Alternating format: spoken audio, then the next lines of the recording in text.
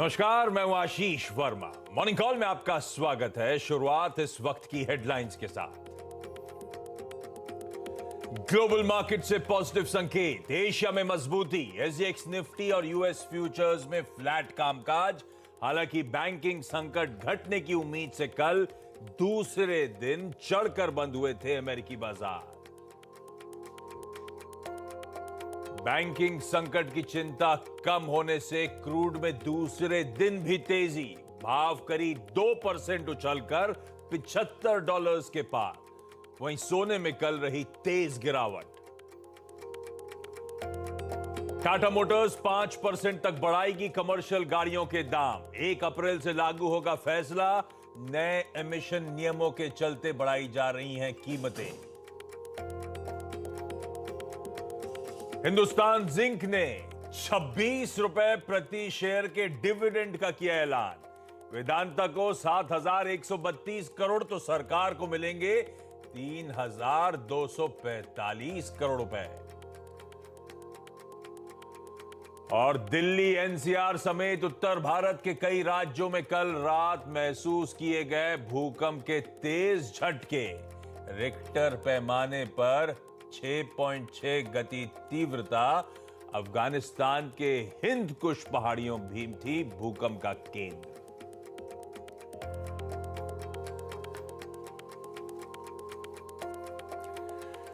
चलिए, बुधवार की सुबह तो इस कारोबारी हफ्ते के मिड पॉइंट पे आके हम खड़े हुए और कल की एक्सपायरी से पहले वाला आमतौर पे जो हम कहते हैं एक इंपॉर्टेंट पेनल्टिमेट सेशन D-1 या कह लीजिए 2 एक्सपायरीज के बीच वाला सैंडविच सेशन कल, मतलब फाइनेंशियल निफ्टी की कल होनी है निफ्टी की एक्सपायरी, तो उसके बीच में एक सैंडविच सेशन है। इंपॉर्टेंस इस सेशन की हम लोग वैसे ही जानते हैं, उस पर नहीं आ रहा हूं। और कल बढ़िया रहा। मंगलवार के दिन जो ग्लोब में रिलीफ रैली थी, हमने भी उसमें पार्टिसिपेट करा। निफ्टी आपकी स्क्रीन पर 2.5% उछाल। निफ्टी बैंक में कल 1.25% से ज्यादा का उछाल। मार्केट की ब्रेथ पॉजिटिव थी, स्क्रीन बेहतर थी मंगलवार के दिन। पर कल की उस रिलीफ रैली में, कल के उस मोमेंटम में किस हद तक डेटा बदला, किस हद तक तस्वीर बदली, कितना सपोर्टिव हुआ है, इस पर आगे बातचीत करूंगा। लेकिन पहले आज के इंपॉर्टेंट ट्रिगर्स। अच्छा, इंपॉर्टेंट ट्रिगर्स, सबसे इंपॉर्टेंट, हम सब बेसब्री से केवल एक ही चीज का इंतजार कर रहे होंगे। आज शाम को जो 2 दिनों की FOMC की, अमेरिकी फेड की बैठक जो समाप्त होने वाली, सिर्फ उसका इंतजार होना है, सिर्फ उसकी तैयारी करनी है। बाकी कुछ इंपॉर्टेंट आज के सेशन के लिए है नहीं। 11:30 बजे दरअसल हिंदुस्तान के समय के हिसाब से वो पॉलिसी का आउटकम आएगा, वो प्रेस रिलीज आएगी, वो डॉट प्लॉट हमारे सामने आएगा। और रात में 12 बजे इंडियन टाइम के हिसाब से वो प्रेस कॉन्फ्रेंस स्केड्यूल्ड है जेरोमी पावेल साहब की। सबसे इंपॉर्टेंट यही इवेंट है, बाकी फेरिफेरल कुछ भी इंपॉर्टेंट नहीं आज के लिए। अच्छा, आगे बढ़ूं उससे पहले आप सबको नव संवत 2080, चैत्र नवरात्रि, गुड़ी पाड़वा, उगाड़ी, जो जो सेलिब्रेट कर रहा हो, आप सबको ढेरों शुभकामनाएं नए साल की। थोड़ा सा सकारात्मक सोच रखेंगे साल की शुरुआत में तो होपफुली ये साल बढ़िया ही जाएगा। एसजीएक्स निफ्टी दिखा रहा है एक फ्लैट ओपनिंग होगी वेडनेसडे के इस इंपॉर्टेंट सेशन में। असल में ग्लोब भी ऐसे ही है, मैं आऊंगा उस पे। यूएस में भी इस इंपॉर्टेंट इवेंट से पहले फ्यूचर्स थोड़े से फ्लैट ही अप्रोच कर रहे हैं, लेकिन एक फ्लैटिश रुझान के साथ हम शुरुआत करेंगे। यूएस में कल बढ़िया मूव बने। इनफैक्ट कल तीनों बेंचमार्क्स 1 से लेकर 1.5% तक का उछाल, तो रिलीफ रैली कंटिन्यू होती हुई यूएस में नजर आई। लग रहा है कि ये हम लोग पिछले 2 दिन से बात कर रहे हैं, वो बैंकिंग क्राइसिस, उससे रिलेटेड कोई फ्रेश डेवलपमेंट्स, फ्रेश अपडेट्स, कोई ज्यादा दिक्कतें अब सामने नहीं आ रही हैं, वो शायद एक रिलीफ रैली का रीजन है। आज पस इसलिए पड़े हुए हैं क्योंकि आज एक बड़ा इवेंट है, उससे पहले थोड़ा सा कॉशन है, थोड़ा सा कंसोलिडेशन देखने को मिल रहा है। खैर, तब और अब आपकी स्क्रीन पे कहां छोड़े थे यूएस के फ्यूचर्स कल हमने, और कहां ये यूएस के फ्यूचर्स आज सुबह खड़े हुए हैं। आज सुबह जो यूएस फ्यूचर्स के टिके फ्लैट है, पर कल की तेजी के बाद जो समीकरण बैठ रहे हैं वो आपकी स्क्रीन पर हैं। ये डिफरेंशियल एशिया को पचाना है, लार्जली ये डिफरेंशियल हमें डाइजेस्ट करना है। पर उस डिफरेंशियल के बीच में हम तो एक फ्लैट ओपनिंग गई इस समय 7 बजे इंडिकेशन दे रहे हैं। ऐसे में ग्लोब का मूड मॉल है कैसा, नीरज जी बगल में बैठे, इनसे बातचीत होगी, वीरू से समझेंगे निफ्टी बैंक का आज के सेशन में अप्रोच। हाय, मैंने सोचा था गुड़ी पड़वा में हर्षदा को फुल स्क्रीन पे दिखाऊंगा। आप अभी भी दिखा सकते हो। दिखा दीजिए, लेकिन वो ट्रेडिशनल साड़ी नहीं पहनी। नहीं, मैं अकेली पहनती तो। हाँ, मैंने पता करा था, इसलिए मैं कुर्ता पजामा पहन के नहीं बैठा, नहीं तो बैठ जाता।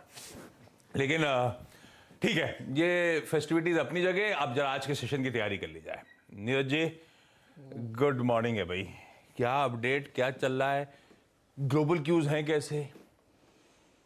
देखिए, पहले तो सबको हिंदू नववर्ष की बहुत शुभकामनाएं, और ये साल काफी अच्छा जाने वाला है। ऐसा क्यों? साल कुछ अच्छा कुछ आपने वो अपना अंगणित करा क्या? वो तो मैं करते रहता हूँ। तो बताओ ये शो के दौरान कौन सी राशियों के लिए ये वाला नववर्ष अच्छा रहेगा? वो मैं बता दूंगा। ठीक है, ये शो के एंड में है, आप लोग ग्लूड रहिए स्क्रीन से। हाँ, पहले यूएस में कल आपने सही कहा, कुछ खास ऐसा हुआ नहीं। एक चीज हुई खाली,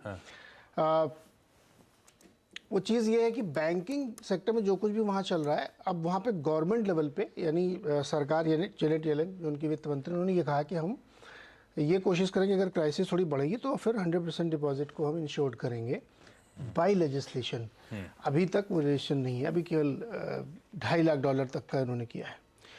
तो उसकी वजह से जो बहुत मुश्किल वाले बैंक थे, जैसे फर्स्ट रिपब्लिक, उसमें 30% का उछाल, यूबीएस में उछाल, सब में एक रैली दिखी है जो कि ट्रेडर्स को बहुत अच्छा नहीं लग रहा है। कि इसको हम लोग कहते हैं मनी एरोगेंस है, कि आपको हल्का सा ट्रिगर हैप्पी मिला, आप ले उड़े। ऐसा थोड़ी कुछ दुनिया में बदल गया है। वो एक कंसर्न है, क्योंकि Bank of America Merrill Lynch का जो ग्लोबल फंड मैनेजर सर्वे आ रहा है, वो यही बात कह रहा है कि ये जो तरीके से मार्केट बिहेव कर रहा है ना, ये कंसर्न पैदा करता है। ये शांति या तूफान से पहले की शांति, ये डिसाइड करना है फेड साहब को। तो इसलिए कल मार्केट चला है, और आप चार्ट देखेंगे S&P का तो बहुत ही बढ़िया, पहले आधे दिन तक वैसा रहा, फिर बाद में एकदम ऊपर गया, और फिर बाद में 3 बड़ी बड़ी रेड कैंडल बनी हुई है। यानी जो समझदार लोग थे वहाँ से वो बेच के निकल लिए हैं, क्योंकि आज पता नहीं क्या होगा। तो मार्केट को उसी नज़रिए से यहाँ पे देखना चाहिए, क्योंकि एक बहुत अच्छी शॉर्ट कवरिंग और एक होप ट्रेड, ये सब कुछ वहाँ पे बने और बढ़िया तेज बनी है। लोगों को ये यकीन हो चला है कि अब 25 बेसिस पॉइंट ही रेट बढ़ेंगे। इस पे लगभग पूरा मार्केट कंसेंसस बना के बैठा हुआ है। दाएं बाएं जरा सा भी हुआ तो मार्केट में अच्छी वोलेटिलिटी आप देखेंगे। पहली बार कल ऐसा हुआ कि S&P 4000 के ऊपर भी टच करने में सफल रहा। ये भी एक अच्छा है लेवल, जो लोग देखते हैं चार्ट वगैरह उनके लिए है। रीजनल बैंक इंडेक्स 5-6% ऊपर गया। लेकिन जो इसको कहते हैं मिन्स्की मूवमेंट, मॉर्गन ने अपने एक नोट में लिखा है। Minsky movement? हाँ, ये मतलब मिन्स्की साहब एक थे। हाँ। तो उन्होंने एक बार एक एनालाइज करके रखा था कि जब ऐसी सिचुएशन आती है कि कोई क्राइसिस होने लगती है, तो जो अच्छे एसेट वाले लोग हैं, अच्छी क्रेडिट रेटिंग वाले लोग हैं, वो भी अपना बेच बाच के लोन उतार के साइड में हो जाते हैं। डर में, अननोन फियर कोई हो सकता है, इसको मिन्स्की मूवमेंट बोलते हैं उनको। तो जेपी मॉर्गन ने अपने नोट में लिखा, मुझे ऐसा लगता है कि ये मिन्स्की मूवमेंट टाइप की सिचुएशन है, क्योंकि बहुत सारे अच्छे पेपर्स भी दिक्कत में आ जाएंगे, क्योंकि लोग डर के मारे सेल करने लगेंगे। तो अब देखते हैं कैसे सिस्टम आगे बिहेव करता है। लेकिन मन में एक आशंका के साथ लोग आज प्रेस कॉन्फ्रेंस सुनेंगे कि पता नहीं वो क्या बोल देंगे। ठीक है तो सिर्फ मिसमैच, थोड़ा सा बैंक रन, सेंटिमेंट्स, ऐसा अंडरलाइन इस समय तो कुछ भी बिगड़ा नहीं था। ठीक है, गवर्नमेंट का इंटरवेंशन बनता है ऐसे में हालात सुधारने के लिए। और कहते हैं वैसे यूएस में जो रिलीफ रैली प्ले आउट हो रही है कि भाई आमतौर पे फेड जब बहुत एग्रेसिवली हाइक्स करता है, उसके बाद कुछ ना कुछ सिस्टम में ऐसा कोलैप्स आता है, ऐसे कुछ क्राइसिस आती है, जिसके बाद फेड का मूड नजरिया बदलता है। क्या ये वो क्राइसिस थी? पता नहीं।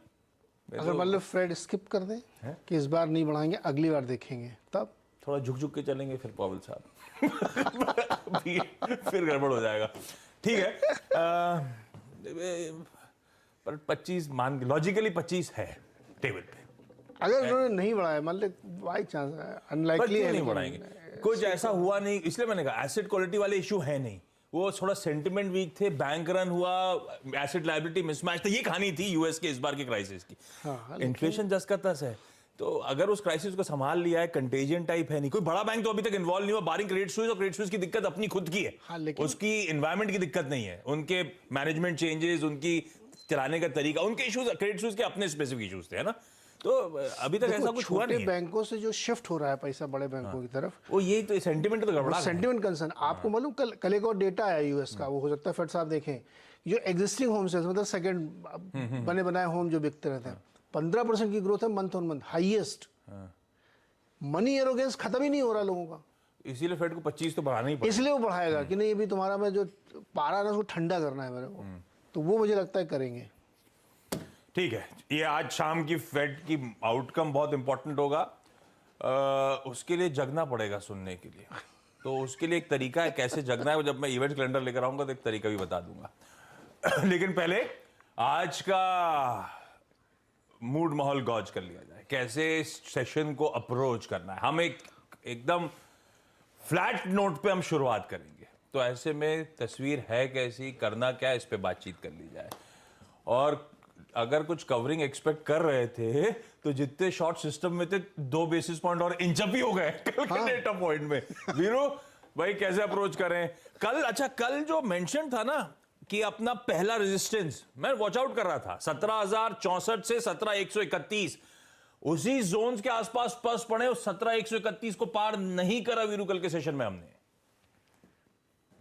जी हाँ, देखिए आशीष, गुड मॉर्निंग। आपको भी नवरात्रि की शुभकामनाएं, सभी को नवरात्रि की शुभकामनाएं। देखिए हमारा जो ट्रेड अच्छा मिला वो था निफ्टी बैंक में। कल हमारी बातचीत हुई थी कि 3 दिन के इस पुलबैक को या फिर सस्टेनेबिलिटी को लीड कर रहा है निफ्टी बैंक। निफ्टी बैंक में अच्छा ट्रेड मिला, और मैं भी कहूंगा निफ्टी में ट्रेड नहीं मिला, क्योंकि वो अपने सप्लाई जोन को अभी पार नहीं कर रहा था, बावजूद इसके क्योंकि रिलायंस ठीक कर रहा था, लेकिन निफ्टी आईटी कोलैप्स कर रहा था। आशीष, निफ्टी आईटी कोलैप्स कर रहा था। कल निफ्टी आईटी इस दौर की लोवेस्ट ट्रैजेक्टरी बंद हुआ, बट बहुत खूबसूरत ट्रेड मिला बैंक निफ्टी में। जैसे ही 39,571 पार हुआ, लगभग 800, 910, और मैंने कल के लिए भी कहा था कि अगर आपने 80% प्रॉफिट्स बुक कर लें तो बाकी को कैरी करें। अब आज के सेशन को कैसे अप्रोच करें? देखिए यूएस मार्केट में जो वो 3 दिन में हुआ, कल डाउ ने 100 डे को छुआ, स्ट्राइक किया। नैस्डैक ने कल अपने 100 डे एक्सपोनेंशियल मूविंग एवरेज को रीगेन कर लिया, और S&P 500 ने अपने last two average which is 50 day exponential moving average, Ashish, उसे जाके स्ट्राइक किया। हालांकि मैं इसको तवज्जो इतनी भी नहीं दे रहा हूं, क्योंकि ये प्री इवेंट यूएस मार्केट में होता है, ठीक है। लेकिन अब हमें कैसे अप्रोच करना चाहिए सेशन को? पहले आते हैं इंस्टीट्यूशनल फिगर्स पे। 2-3 दिनों से ऐसा हो रहा है कि एफआईएस के सेलिंग को डीआईएस की बाइंग का जो फिगर है आशीष, वो ओवरटेक कर जा रहा है। कल भी अगर आप देखें 1454 करोड़ रुपए की सेलिंग एफआईएस की, डीआईएस की उसके अगेंस्ट लगभग 1946 करोड़ रुपए की बाइंग, मतलब नेट कैश बाजार में लगभग 500 करोड़ रुपए के क्वांटम में था। कल एफआईएस ने इंडेक्स पे कैपिटलाइज कम किया, मात्र 129 करोड़ रुपए का माल बेचा, लेकिन एक सब्सटेंशियल कवरिंग आशीष स्टॉक फ्यूचर्स में थी। पहली बार एफआईएस की तरफ से, not exactly in index but हाँ ऑन स्टॉक फ्यूचर्स, एक सब्सटेंशियल कवरिंग आई है। 2196 करोड़ रुपए की बाइंग, 24-25 हजार कॉन्ट्रैक्ट स्टॉक फ्यूचर्स में शॉर्ट कवर किए। एक तो अच्छा संकेत था कम से कम। कैश की सेलिंग थोड़ी सी अगर आप देखें थी और स्टॉक फ्यूचर्स में शॉर्ट कवर, और एक और चीज पॉजिटिव थी हल्की सी अगर आप देखें, प्री इवेंट एफआईएस के आंकड़ों में कॉल लॉन्ग 67,000 थी आशीष, और करीब 82,000 पुट शॉर्ट। बहुत दिनों बाद पुट शॉर्ट के आंकड़े एफआईएस के स्टैट्स में विजिबल हैं, 82,000 पुट शॉर्ट, और क्लोजर टू इवेंट मुझे थोड़ा सा अगर आप देखें डेटा इंप्रेस कर रहा है। निफ्टी को लेके आइए। ऑल दो आशीष ये हमारे सप्लाई क्लस्टर के नीचे बंद हुआ, बट एक इस प्राइस की उपलब्धि है, उसने एक माइलस्टोन अचीव किया। क्या था वो? फर्स्ट टाइम, पहली बार ये कॉल राइटर्स के जोन में जाके क्लोज हुआ एट डे हाई। अभी भी याद रखिएगा, आपके स्क्रीन पे ऑप्शन स्टेट्स आएंगे, जहां पे ये बंद हुआ वहां पे बहुत तहजीब से अगर आप देखें कॉल राइटर्स बैठे हैं, 17,100, 17,200, 17,300, 17,400, 17,500। बट जैसे कि मैं कह रहा हूं कि एफआईएस की तरफ से कल पुट शॉर्ट आई, कल 17,100 पे आशीष, लुक एट 17,100, 30 लाख पुट पे किए। 17,200 का कॉल राइटर बैकफुट पे था, बट स्टिल इनके पास बहुत बड़ा आउटस्टैंडिंग भाई है, 75 लाख का, 70 लाख का। बट एक बात अच्छी थी कि 17,100 17,000 पुट राइटिंग विटनेस कर रहा था, और 17,000 की पुट ओवरटेक करके अब 81 लाख का आउटस्टैंडिंग वाई होल्ड करती है। मेरी अप्रोच क्या रहेगी? देखिए थोड़ा सा डेटा चेंज हुआ है, परिवर्तन हुआ है, ग्लोबल स्टैट्स, ग्लोबल सेटअप, और साथ ही साथ हमारा सेटअप। बेस लेके आइए डायरेक्टर साहब, पहले आज बेस डिफाइन करते हैं। As per the new stats आशीष, हमारा अब बेस है 17,070, 17,010। इसके ऊपर के कंट्रोल डिप को हम बाय करेंगे। शॉर्टिंग थॉट्स तभी लाएंगे जब सस्टेन होगा 7010 के नीचे, और उन सर्कमस्टेंसेस में 16905 तक का स्विंग लेंगे, उससे ज्यादा नहीं। लेकिन 17070 और 17010 के ऊपर के कंट्रोल डिप को बाय करेंगे आशीष। और एक और चीज, अब रेजिस्टेंस की प्लेट लेके आइएगा। On the higher side 17141, it's a supply zone, इसके ऊपर सस्टेन करेगा तो ए स्विंग टुवर्ड्स 176 और 210 पॉसिबल है। और अगर 210 की ट्रेजेक्टरी निकलती है आज और कल में, तो हम जाके स्ट्राइक करेंगे 258 को, दैट इज फॉलिंग 20-डे एक्सपोनेंशियल एवरेज। ऐसे अप्रोच करूंगा मैं निफ्टी को। शॉर्टिंग थॉट्स बिलो 17,000 एंड 17,010 के नीचे ही। Nifty bank. और अच्छा आशीष, एक बात मैं कहूं, नेस्डैक और निफ्टी आईटी की प्राइस परफॉर्मेंस में एक ह्यूज डिफरेंशियल बन गया है। नेस्डैक ने कहा अपने लास्ट ड्यू एवरेज को टच कर लिया, और निफ्टी आईटी आपका इस दौर के लोवेस्ट क्लस्टर पे क्लोज हुआ। तो इस डिफरेंशियल को, ये जो डिफरेंशियल क्रिएट हो गया, अगर ये भरने आए तो वो निफ्टी के लिए एक एडवांटेज होगा, याद रखिएगा ना। निफ्टी बैंक, कल हमारी थीम यही थी कि ट्रेड को कैरी करेंगे। याद रखिएगा, जरा ऑप्शन स्टैट्स लिखे आइए, सीधे पिरामिड्स आपके स्क्रीन पे आएंगे। 39,000, 39,000, 39,200, 400, 39,500, बहुत स्ट्रॉन्ग अच्छी पुट राइटिंग हुई है, स्पेशली 39,500 पर। 40,000 पे अभी भी अगर आप देखिए अच्छा आउटस्टैंडिंग हुई है, और 40,500। आशीष, क्लियरली यहां पे स्ट्रेंथ है तो है। कल इसने अपने 10-डे एक्सपोनेंशियल एवरेज को क्रॉस किया। मेरी अप्रोच क्या रहेगी? इट्स अ बाय, और बेस 1 के ऊपर का डिप जरूर बाय कीजिएगा। बेस 1 के ऊपर का डिप जरूर बाय कीजिएगा। ऑन द हायर साइड, ये जो पहला बेस है 690 और 470। 690 क्यों? ये पुट राइटर्स का जोन है। और ऑन द हायर साइड आशीष, अगर बैंक निफ्टी 40,040 को क्रॉस करता है, तो सबसे बड़े कॉल राइटर्स का जोन है, तो आपको स्विंग मिलेगा टुवर्ड्स 4199। वो क्या है? 20-डे में, और उसके बाद 353 और 510। आशीष, 17,070 से 17,010 तक के कंट्रोल्ड डिप्स को खरीदने का इस्तेमाल करें। खरीदारी करने के लिए अच्छे स्तर हो सकते हैं। निफ्टी बैंक बिल्कुल 40,000 के थ्रेशोल्ड के आसपास खड़ा हुआ है। 40,040 के स्तर एक बार निकले तो शायद मोमेंटम पिकअप वहां पे हो। अच्छा, आगे बढ़ूं, हर्षदा के पास जाऊं, उससे पहले आपको बता दूं, गुड़ी पड़वा के चलते आज बैंक हॉलिडे, करेंसी मार्केट्स छुट्टी एंजॉय करेंगे, बॉन्ड मार्केट्स भी छुट्टी एंजॉय करेंगे। इक्विटीज वाले तो ऑफिस पहुंच ही गए, कुछ कर ही नहीं सकते। हर्षदा, सारे इंपॉर्टेंट स्टॉक्स इन न्यूज। ये जब बैंक हॉलिडे होती है तो मार्केट्स को बंद करना चाहिए। हाँ, अभी वो मेरा मार्जिन कॉल आएगा, भागे के बैंक जाऊंगा, बंद होगा तो क्या करूंगा? इन टैंडम होना चाहिए, सारी चीजें एक साथ। ऑनलाइन चलता रहता है वो, उसमें अगर दिक्कत आ गई तो, नेट स्लो पड़ गया तो नॉट फेयर। छुट्टी दे देनी चाहिए यार। अच्छा लगता है, सब लोग गुड़ी पड़वा सेलिब्रेट करते। Harshada, stocks in news. Tata Motors, और अगर आप कमर्शियल व्हीकल खरीदना चाहते हैं तो 1 अप्रैल से पहले खरीदनी होगी, क्योंकि कंपनी प्राइस हाइक कर रही है। करीब 5% तक का प्राइस हाइक इन्होंने अनाउंस किया कमर्शियल व्हीकल्स में। ये दरअसल कंपनी का मानना है कि BS6 के जो फेज 2 एमिशन नॉर्म्स को अडहियर कर रहे हैं, उससे कुछ कॉस्ट बढ़ रही हैं, इसीलिए प्राइस हाइक आना जरूरी है, तो वो स्टॉक रेडार पर रहेगा। दूसरी तरफ पावर ग्रिड, यहाँ पर कंपनी की बोर्ड बैठक है, बॉन्ड इशू पर विचार होगा 24 मार्च को, तो वो स्टॉक रेडार पर रखेंगे। साथ ही टाटा पावर की तरफ से भी एक अपडेट आया है कि लेटर ऑफ एक्सेप्टेंस इनके हाथ लगता हुआ दिखाई दिया है।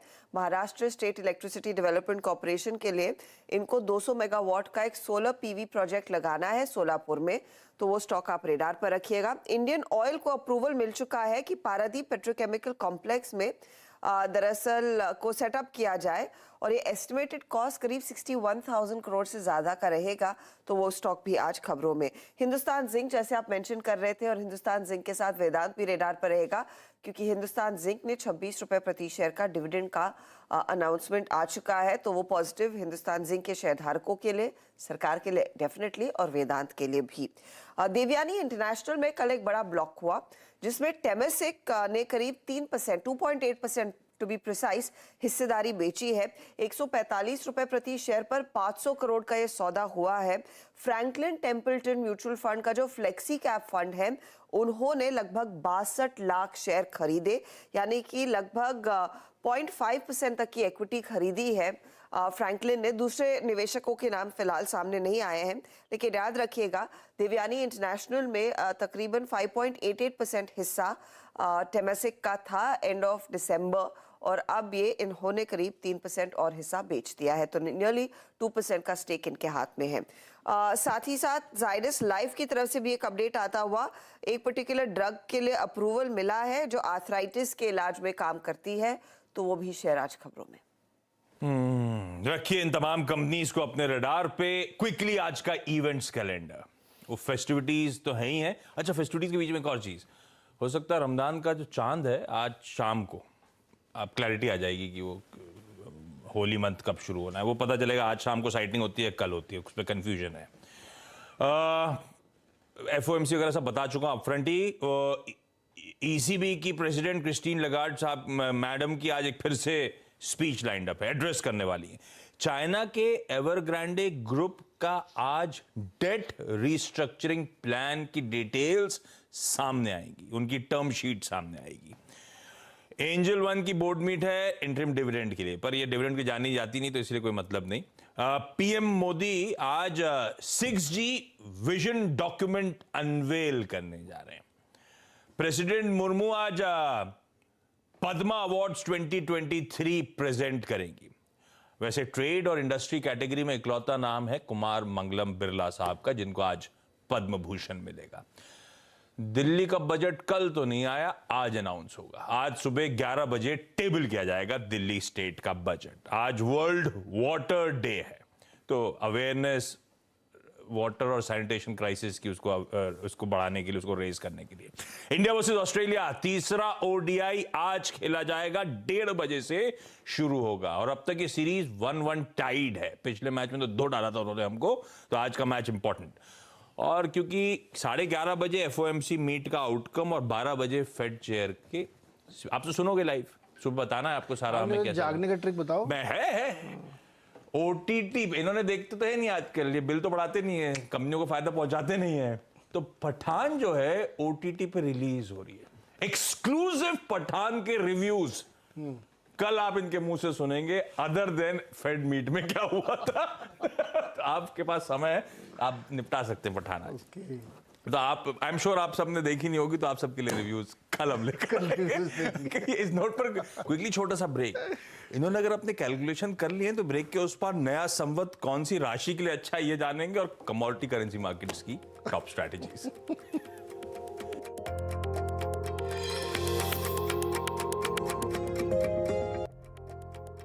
चलिए भाई, ब्रेक के बाद आप सबका स्वागत है। कुछ गणित बैठाया क्या? अच्छा, इसे नए संवत कौन सी, बाकी डिटेल नहीं, बाकी डिटेल का पर्सनल आपको संपर्क करना पड़ेगा। लेकिन आपने अपने ज्योतिषी से संपर्क करें, मुझसे इनसे नहीं। तो मिथुन राशि, देखो इसमें ये न्यू ईयर है, इसका जो किंग है इस साल का राजा है वो बुध है। क्योंकि बुधवार से शुरू हो रहा है, कल रात में 11:04 से शुरू हो गया था एक्चुअली। और इसका जो मंत्री है वो शुक्र, वीनस है। इन दोनों का कॉम्बो बहुत सही होता है, क्योंकि बुध जो है ज्ञान का राजा है, तो इसमें साइंस, टेक्नोलॉजी ये, और शुक्र गांधर्व कलाओं यानी डांस, फिल्म, ये सब फाइन आर्ट्स, तो दोनों की कॉम्बो से ये साल बहुत अच्छा जाएगा। तो जिनकी राशियों में इनका प्रभाव पड़ेगा उसमें सबसे ज़्यादा बढ़िया किसके साथ हो सकता है? लिब्रा यानी तुला, स्कॉर्पियो यानी वृश्चिक, कैप्रिकॉन यानी मकर, और सेजिटेरियस यानी धनु राशियाँ। ये 4 के लिए काफ़ी बढ़िया होगा, इसमें लोगों को ध्यान रखना चाहिए। लेकिन ये आप अपने डेट के हिसाब से मत देखिए जिस दिन आप पैदा हुए थे, ये अपनी लग्न कुंडली से देखना। हो सकता है आपकी राशि जो आप देख रहे हो इसमें तो नहीं आई वो US के हिसाब से देख रहा हूँ, सन मूवमेंट के हिसाब से, आपको मून मूवमेंट से देखना है, तो आपकी राशि बदल सकती है, वो ध्यान रखिए। खुश हो रहे हैं, तुम्हारी राशि अच्छी नहीं है, तुम तो रोज रात में घर से भागना पड़ रहा है। कल भी भागे थे ना रात में, इसके आया असर आया था क्या? मैं बता रहा हूँ आशीष, कल मैं मतलब एग्जैक्टली जब वो भूकंप आया ना, उसकी टाइमिंग ऐसी थी कि मैं 12th फ्लोर से लिफ्ट में एंटर कर रहा था। और जब वो 6th पे रुकी, वो 9th पे रुकी, 3rd पे रुकी, मेरे आते आते तो फिनिश हो गया। पर आप यकीन मानिए, इतने साल में पहली बार मैंने इतनी पब्लिक को नीचे देखा। मतलब जो अच्छे अच्छे सुल्तान थे जो ऊपर बैठे रहते थे ना, कल वो भी नीचे आए। गजब भीड़ थी। तो वाकई लोग कल घबराए थे। अपनी राशि के साथ नीरज जी से संपर्क करें। दूसरा इसमें हर्षदा ने बोला मिथुन के, नहीं, मेरी और वृष के लिए सेकंड हाफ, उत्तरार्ध, तो चूंकि ये अप्रैल से शुरू होता है इसलिए आपका सेकंड हाफ और लेटर जाएगा, तो मतलब अक्टूबर नवंबर से बहुत अच्छा साल होगा, क्योंकि उत्तरार्ध इसका बहुत अच्छा है। तो उत्तरार्ध अभी रुकना पड़ेगा, अभी रुकना पड़ेगा। अभी तो शुरू हुआ है, अभी रुकना क्या पड़ेगा। शुरू ही हुआ है और इनके लिए अच्छा। आज की commodity strategy quickly Kedia commodity की तरफ से आई अजय केडिया साहब ने भेजे, प्लीज दिखाइए स्क्रीन पे। कच्चा तेल खरीदना है अप्रैल वायदा, लाइकवाइज सोने के अप्रैल वायदा में भी खरीदारी करने का मन बनाइए। स्टॉप लॉसेस स्क्रीन पर। बहुत ओवर हो गया है, शो खत्म कर रहा हूं। मॉर्निंग कॉल में आज के लिए इतना ही। ब्रेक ले रहे हैं, ब्रेक के उस पार लौटेंगे हम दोनों सीधा सौदा के साथ। नमस्कार।